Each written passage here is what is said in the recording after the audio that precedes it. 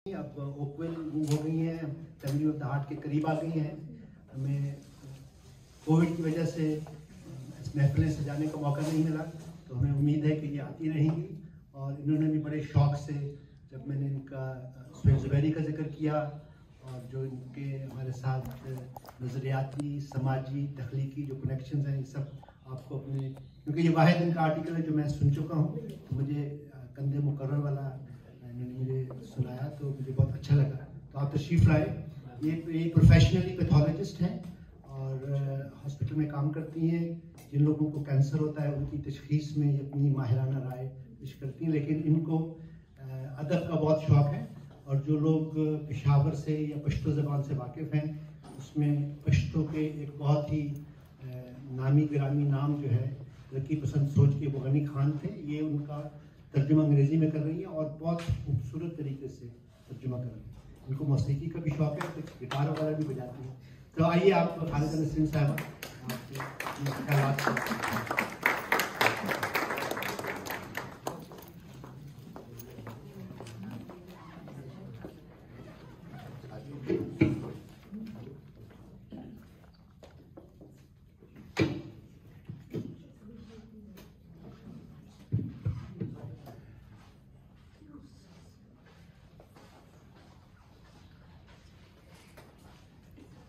तो अस्सलाम वालेकुम। आप सब तो तीन जुम्मे से पहले बात कर चुके हैं और डॉक्टर खालिद ज़ुबैरी को तो हम सुनते ही आ रहे हैं। तो इन सब के सामने मुझे समझ नहीं आ रहा कि मैं कितना बोलूँगी, क्या बोलूँगी, लेकिन कोशिश करती हूँ। और ये किताब जब मैं पढ़ रही थी तो डॉक्टर खालिद सुहेल ने मुझे बीच में फ़ोन किया कि कैसी लग रही है किताब। तो मैंने कहा कि अगर मैं खुलासतन बताऊं तो ऐसा लगता है कि डॉक्टर सुहेल ज़ुबैरी फिज़िक्स हैं, आप मेटाफिज़िक्स हैं। तो ये मुझे कहते हैं कि और आप मेटाफिज़िक्स हैं। तो इससे आप अंदाज़ा कर लें कि आप जो भी इससे अंदाज़ा करेंगे, मेरा अंदाज़ा ये है कि आपकी बात किसी को समझ में नहीं आती। और उसके बड़े चांसेस हैं, क्योंकि ना तो अंग्रेज़ी मेरी पहली ज़ुबान है, ना उर्दू मेरी ज़ुबान है, मैं पश्तो स्पीकिंग हूँ। तो हो सकता है बहुत सारी गलतियाँ भी हों और कई जगह पे की जगह का बोलूँ और पता नहीं क्या क्या बोलूँ। तो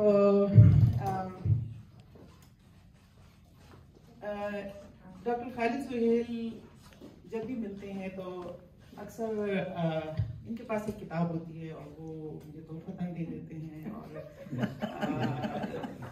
मैं हैरान होती हूँ कि इतनी जल्दी एक और किताब भी आ गई।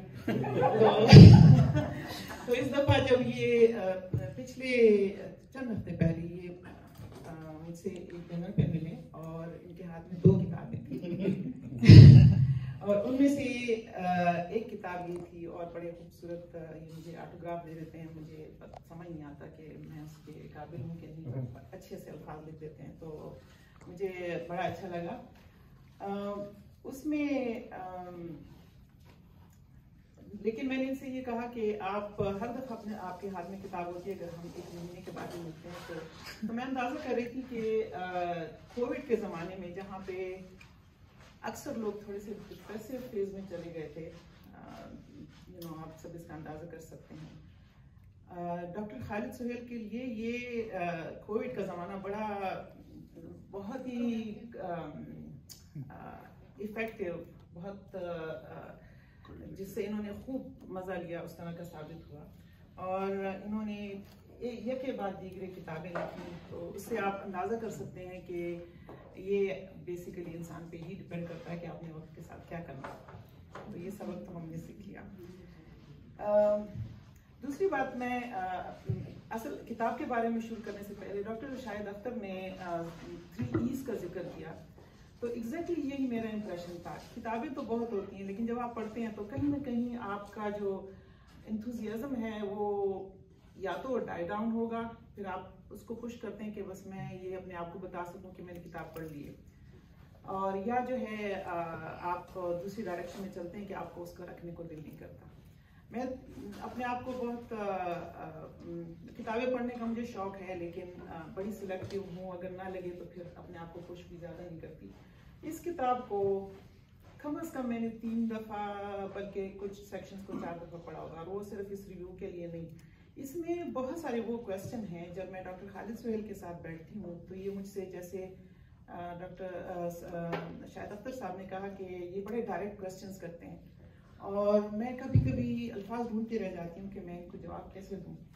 تو بہت ساری ایسی چیزیں جو دل کو لگ رہی تھیں، اور آپ اس کا اندازہ کر سکتے ہیں، اس میں میں نے نوٹس بھی لکھے ہوئے ہیں، نشان لگائے ہوئے ہیں، اور پیجز پلٹے ہوئے ہیں، اور تو میں نے اس کو بڑے شوق سے پڑھا. یہ کتاب دیکھنے میں اتنی لگتی ہے، لیکن اس میں اتنا کچھ ہے کہ آپ کو ایک وہ کہتے ہیں نا، دریا کو ایک کھوزے میں بند کیا ہے.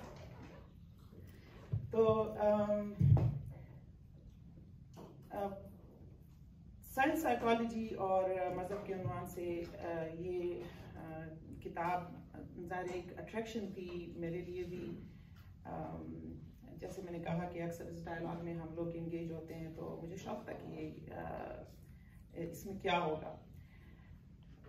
جس ماحول میں انہوں نے مجھے کتاب دی، ظاہر ہے آپ ڈنر پہ بیٹھے ہوئے ہیں، آپ ادھر ادھر کی باتیں کرتے ہیں، آپ کا فوکس اتنا نہیں ہوتا. اکثر آپ کو کوئی کتاب دے گا، اچھا یہ اس طرح کی ہے تو چلو میں بعد میں پڑھوں گی، اور سب. انہوں نے مجھے کتاب دی، اور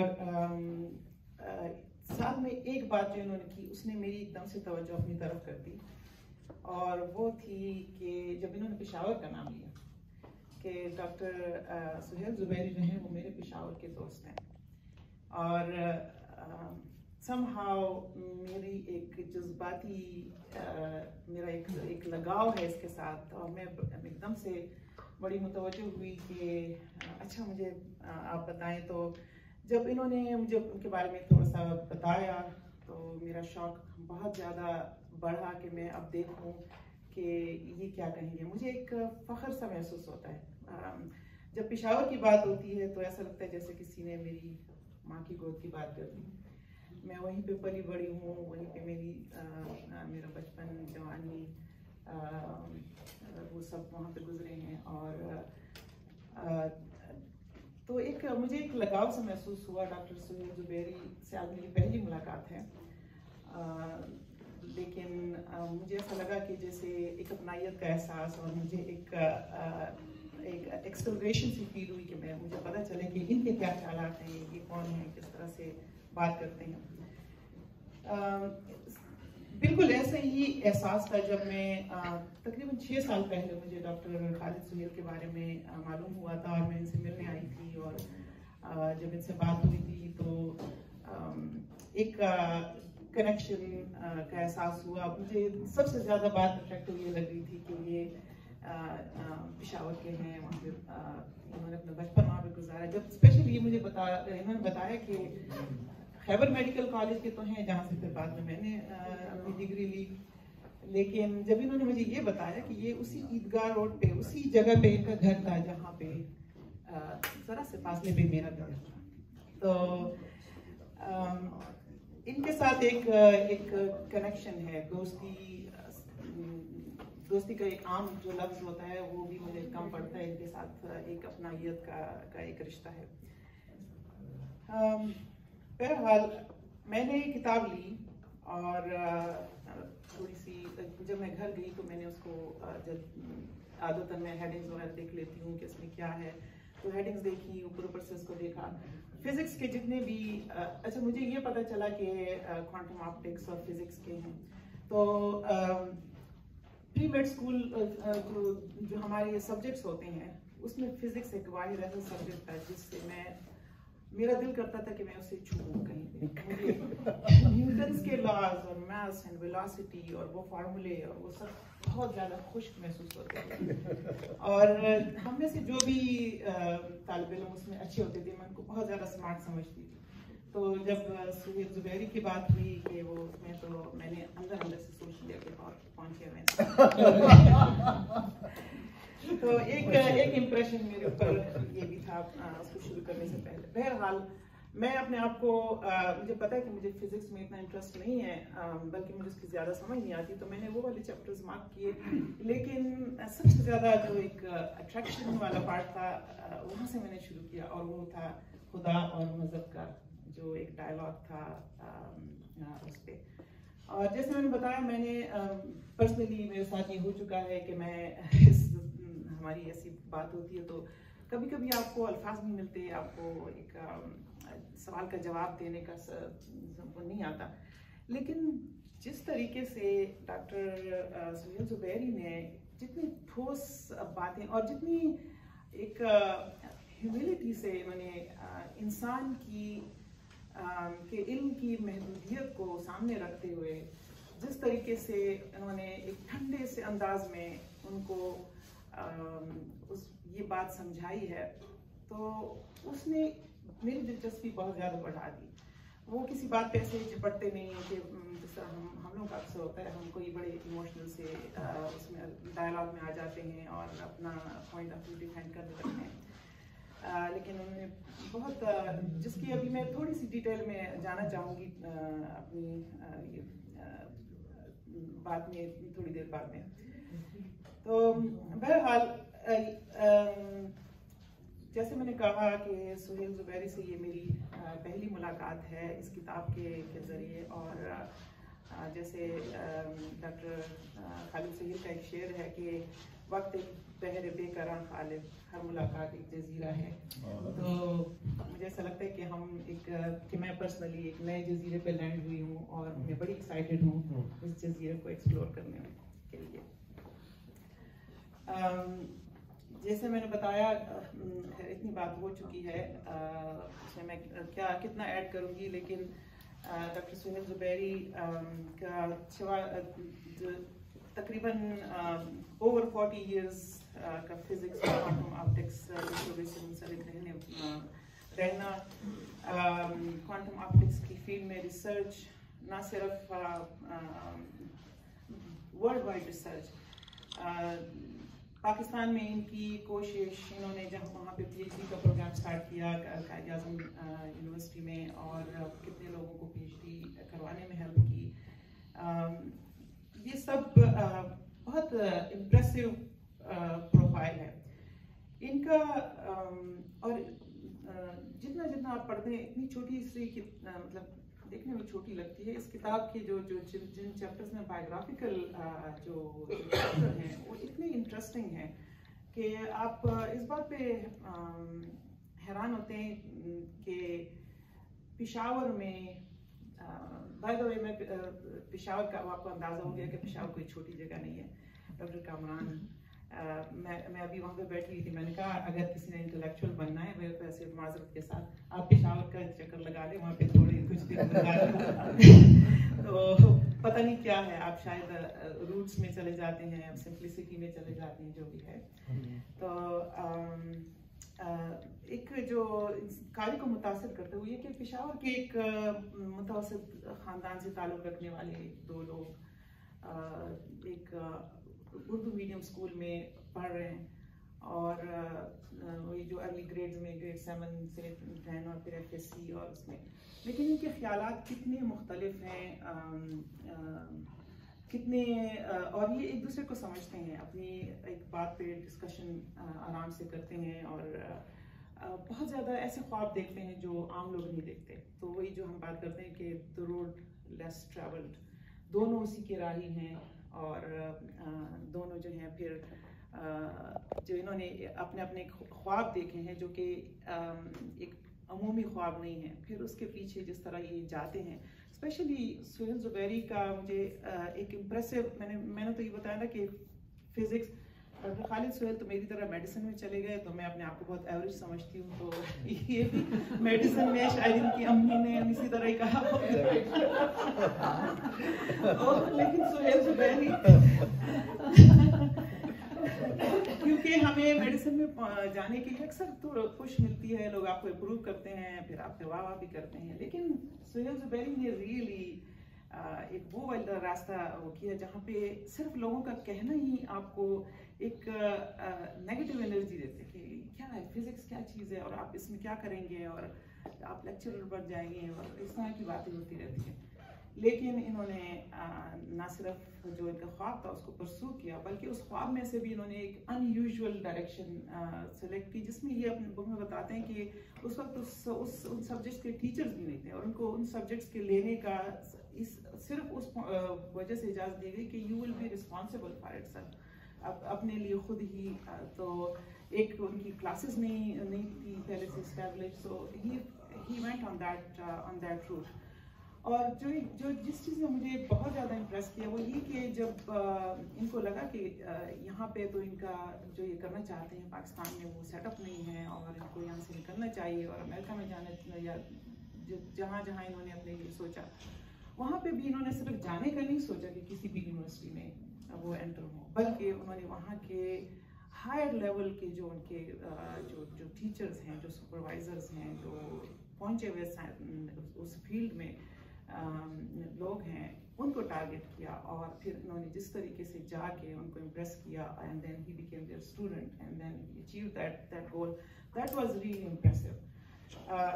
نعیم اشرف صاحب کا معلوم میری نظر سے گزرا، وہ اس میں سوال کرتے ہیں کہ کیا ایسے لوگوں کی کہانیاں ہمارے نصاب کا حصہ نہیں ہونا چاہیے. تو میں کہتی ہوں ایسے ہی لوگوں کی کہانیاں جو ہیں وہ ہمیں آگے بڑھنے میں بہت زیادہ ایک پش اس سے ملتا ہے کہ آپ یہ نہیں کہہ سکتے کہ یہ آپ کا عام ماحول ہے. میں نے تو اردو میڈیم اسکول میں پڑھا ہے اور امریکہ میں جا کے پھر آپ جاتے بھی ہیں تو آپ بس جہاں پہ آپ کو جگہ مل جاتی ہے وہاں پہ یہ سب آپ نے نہیں کرنا، بلکہ آپ جو ہے نا آپ خواب بڑے دیکھیں. اور تو یہ اس طرح کی انٹرویوز، یہ ملاقاتیں، اس طرح کے لوگوں کی کہانیاں وہ ہماری نصاب کا ڈیفینیٹلی حصہ ہونے چاہیے. کئی دفعہ ایسا ہوتا ہے کہ پچھلے لوگوں کی کہانیاں اس میں ہوتی ہیں لیکن جو نئی جنریشن ہوتی ہے ایک فیس ویلیو میں وہ آپ کو ایک کہانی لگتی ہے، لیکن جو کرنٹ لوگ ہوتے ہیں جنہوں نے اتنا کچھ کیا ہوتا ہے وہ آپ کے سامنے ایک ٹھوس مثال ہوتی ہے. تو ڈیفینیٹلی نصاب کا حصہ تو ڈیفینیٹلی ہونا چاہیے اور آئی تھنک اس سے ہمارے ایجوکیشنل سسٹم میں بہت it will be a strong part of the educational system. اس کتاب کے بارے میں I wish کہ میں شاید اختر کی طرح بات کر سکتی، اتنی بہت زبردست وہ اس میں، اور یا میں اسمبلی صاحب کی طرح میں آج میں نے پہلی دفعہ آپ کو سنا ہے. It's really amazing.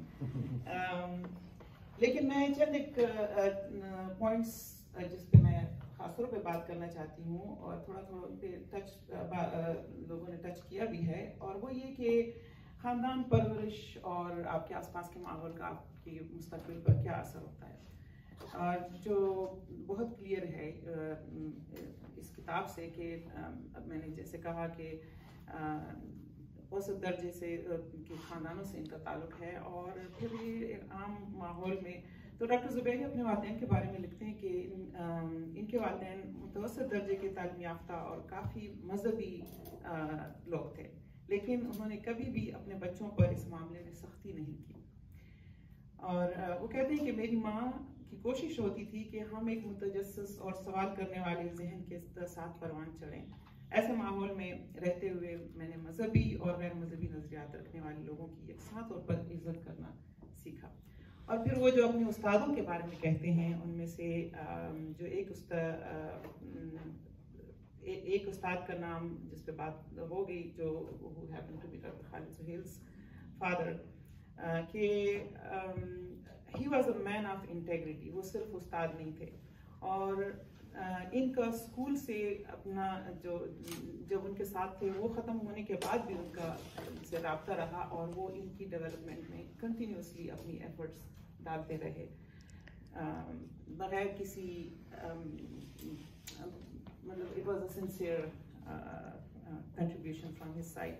تو اس وقت اگر آپ ایسے استاد ہیں اور پھر ان استاد سے آپ اندازہ کر لیں کہ ڈاکٹر خالد سہیل's father، تو انہوں نے پھر کیسے ماحول میں کہاں پہ کیسے والدین کے ساتھ ٹائم گزارا ہے، اور اس کا ثبوت ہمارے سامنے ہے.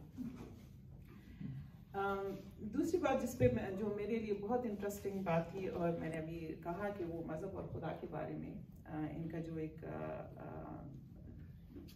ڈسکشن تو کیا ڈاکٹر خالد سہیل سے تو میں کہتی ہوں آپ 2 لائنوں میں اپنا سوال کر کے دوسرے بندے پہ وہ کر دیتے ہیں، اگلے بندے نے اپنی کوشش کرنی ہے کیا کہ انہوں نے اس کو کیسے پروو یا ڈس پروو کرنا ہے.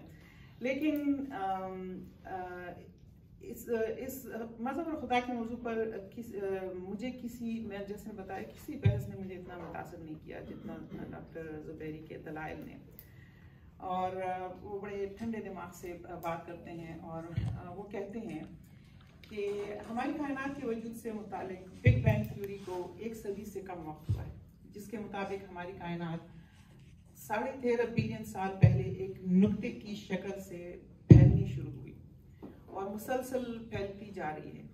لیکن اس کائنات میں 95% مادہ ہے جس کا ہمیں ابھی کچھ علم نہیں اور ہمیں صرف 5% کا پتہ ہے. تو اور پھر یہ بھی کہا کہ ہمیں یہ نہیں معلوم کہ کیا یہ ایک ہی کائنات ہے یا ایسی اور بھی ہیں. اس محدود علم کی بنیاد پر ہم خدا کے وجود سے متعلق سوالات کے جواب تلاش کرتے ہیں اور اس کے ہونے اور اس کے ہونے اور نہ ہونے کی بحث نہ صرف کرتے ہیں بلکہ اس بحث کو جیتنے کی کوشش بھی کرتے ہیں اور اس پر مرنے مارنے کو بھی تیار ہوتے ہیں. تو کتنے سوال ہیں جو یہ اٹھاتے ہیں اور وہ کہتے ہیں کہ کتنے سوال ہیں جن کا ابھی کچھ جواب نہیں. مثلاً 14 بلین سال پہلے جب ابھی ہماری کائنات نہیں بنی تھی تو اس سے پہلے کیا تھا. دوسرا سوال کہ کیا کوئی اور کائنات تھی جو ٹوٹ گئی اور ہماری کائنات میں ضم ہو گئی. کیا ہماری کائنات کا آخری انجام کیا ہے. کیا یہ پھر سکڑ جائے گی اور کیا ایک اور بگ بینگ ہوگا. ان ساری تھیوری سے اگر آپ وقت کا اندازہ لگائیں تو ایسا معلوم ہوتا ہے کہ شاید لامحدود یونیورسز کا وجود ہے. اور ایک اہم سوال یہ ہے کہ ہماری اتنی لامحدود کائنات کے وجود کا مقصد کیا ہے. کیا واقعی ہم اشرف المخلوقات ہیں جبکہ ہماری گیلیکسی میں 1 ٹریلین سے زیادہ ستارے ہیں جن میں سے سورج ایک ستارہ ہے اور ہماری گیلیکسی کی طرح ٹریلینز اور گیلیکسیز ہیں اور ان ستاروں اور سیاروں کے درمیان ہماری زمین اور اس پر موجود انسان ہم ایک معمولی ذرے سے زیادہ نہیں. کیا جس کائنات کی ہم بات کرتے ہیں یہ سب حقیقت ہے یا ہم ایک خواب کے عالم میں ہیں. جب ہم جاگ جائیں گے تو کیا معلوم یہ حقیقت کچھ اور ہو. ان سوالوں کی بنیاد پر دیکھا جائے تو ہماری کوئی حیثیت نہیں بنتی کہ ہم خدا کے وجود کے متعلق کسی سوال کا جواب دے سکیں. لیکن ایک بات کہی جا سکتی ہے کہ اس کائنات کا جس قدر اندازہ اس وقت تک ہو چکا ہے وہ یہ ضرور بتاتا ہے کہ یہ بہت منظم ہے. یہاں ایک ترتیب ہے اور یہ ترتیب ایک بڑی طاقت کے بغیر ناممکن معلوم ہوتی ہے. اسی طرح مذہب ہو یا غیر مذہب دونوں انسانوں کی اپنی سچائی ہے اور ان میں سے کوئی بھی حتمی نہیں. لیکن ایک مذہب انسان کو اگر انسانیت سے محبت کے راستے پر ڈالے اور مذہب کی بنیاد پر انسانی مساوات، انصاف اور بھلائی کا راستہ اختیار کیا جا سکے تو اس مذہب میں کوئی خرابی نہیں. جو دکھ اور حماقت کی بات ہے وہ یہ کہ انسانوں نے اپنی سچائی کی بنیاد پر زمینی سرحدیں بنا لی ہیں جو ہمیں قوموں اور ملکوں میں تقسیم کرتی ہیں اور ان سرحدوں کو برقرار رکھنے کے لیے انسانوں کا خون کرتے ہیں بلکہ اپنا خون بھی بہا دیتے ہیں اور وہ بھی بڑی خوشی سے. ان کا ایک اور پوائنٹ جس پہ میں تھوڑا سا ٹچ کرنا چاہتی ہوں وہ فزکس اور میٹا فزکس کا جو انہوں نے ڈسکشن کی ہے. بہت اچھی ڈسکشن ہے اور بار بار میں پڑھ چکی ہوں لیکن جو تھوڑا سا میں نے اس کا خلاصہ وہ یہ کہ فزکس اور میٹا فزکس کا تعلق جو ہے وہ ٹائم اور اسپیس سے ہے جس کو آپ ناپ سکتے ہیں، جس کا آپ احاطہ کر سکتے ہیں. اور میٹا فزکس وہ ہے جو اس حد سے آگے ہے جس کا آپ کو کچھ پتہ نہیں چلتا. تو وہ کہتے ہیں کہ ایک فزسٹ عام طور پر عملی مسائل پر متوجہ رہتا ہے اور میٹا فزکس کی حدود کے بارے میں نہیں سوچنا چاہتا. اس کی سوچ کے مطابق میٹا فزکس کویکری کے حدود میں آتی ہے اس کے برعکس ایک فلسفی اپنی ساری عمر میٹا فزکس کے حدود ٹٹولتے اپنی عمر خوشی سے گزار دیتے. لیکن یہ بھی ایک حقیقت ہے کہ فزکس کا علم جس انداز سے آگے بڑھ رہا ہے اس نے میٹا فزکس کی کافی گنجلکوں کو حل کر لیا ہے اور مزید اس کی حدود میں آگے بڑھتا جا رہا ہے. اور شاید اختر صاحب نے ان کی جو ریسرچ ہے اور وہ میٹا فزکس کی حدود ہی ہیں جو کہ آپ کو لانگ ڈسٹینس آپ کو پتہ چلتا ہے کہ آپ کو فیلنگز کا پتہ چلتا ہے اور یہ سب. تو میٹا فزکس ڈیفینیٹلی فزکس از انکروچنگ انٹو میٹا فزکس باؤنڈریز. میرا تعلق ڈائگنوسٹک میڈیسن سے ہے. ڈاکٹر خالد سہیل نے تھوڑا سا اس پہ ہنٹ کیا. میں پیتھولوجسٹ ہوں اور میں بیماری کو سیل اور جینیٹک لیول پہ دیکھتی ہوں اور آپ اندازہ کر سکتے ہیں کہ اس میں جتنا کچھ انوالو اس میں فزکس کا انوالومنٹ اور اس میں میٹا فزکس کا انوالومنٹ ڈائگنوسٹک میڈیسن میں بہت زیادہ اس کا انوالومنٹ ہے and it's ever progressing field. کتاب کے اگلے حصے میں ڈاکٹر خالد سہیل کے مضامین حسب معمول بہت دلچسپ ہیں اور معلوماتی ہیں. ان کی سائیکالوجی، فرائڈ، کارل یونگ کی بات ہو، ان کی ہیومنزم کی بات ہو، خوابوں کی حقیقت اور ان کی اہمیت پہ بات ہے، اور گرین زون فلاسفی کی بات ہے جس کا جو بڑی انٹرسٹنگ فلاسفی ہے. میں نے ان کی تھوڑی سی اس کا جو آؤٹ لائنس ہیں وہ میں نے پڑھی ہیں اور میں نے آؤٹ آف انٹرسٹ ان کی جو ٹریننگ بک ہے اس کو میں نے پشتو میں ٹرانسلیٹ بھی کیا ہے. انہوں نے اس فلاسفی پہ بیس کافی لوگوں کی بہت مدد کی ہے.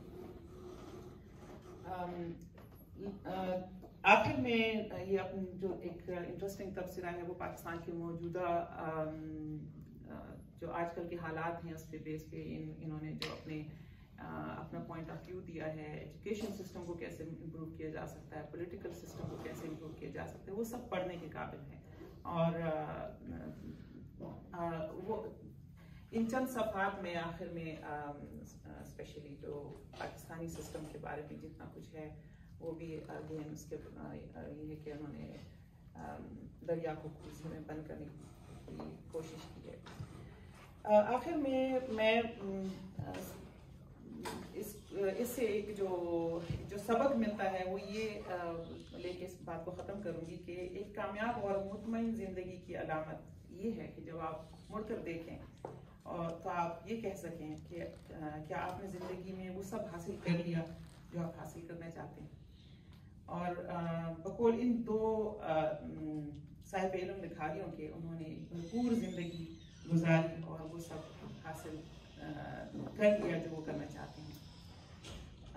وہ طالب علموں کو نصیحت کرتے ہیں کہ زندگی میں اپنے خواب اونچے رکھیں اور پھر کسی مخالف قوت کی پرواہ کیے بغیر ان خوابوں کی تعبیر حاصل کرنے کے پیچھے اپنی پوری توجہ، اپنی پوری توانائی مرکوز کریں اور اپنی پوری طاقت لگائیں.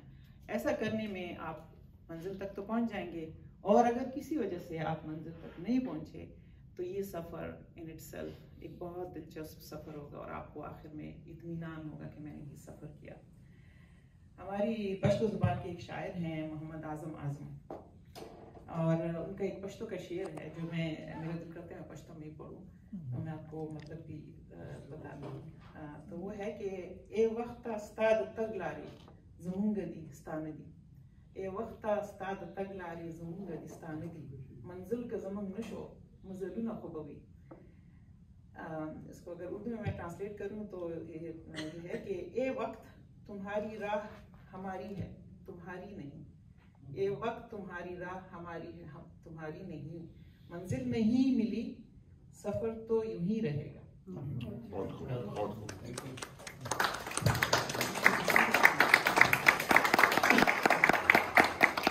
بہت بہت شکریہ. آپ نے دیکھا ڈاکٹر خالد نسیم ان کا جو پشاور کے ساتھ اس ماحول کے ساتھ جو جذباتی رشتہ ہے اور اس حوالے سے ان کا سہیل زبیری، خالد سہیل، کامران صاحب ہمارے ساتھ مل کے اپنا پشاور کا ایک اس ماحول کا رشتہ جوڑتی ہیں. تو میں تو چونکہ 40 سال سے نہیں گیا لیکن ان سے بات چیت کرنے سے وہ ایک نوسٹیلجک ایک کنیکشن ایک ماضی کا اور وہ جو چائلڈ ہوڈ میموریز ایکسپیرینسز، وہ قصہ خانی بازار کی سب یادیں جو ہیں، اور وہاں کے چپل کباب میں بہت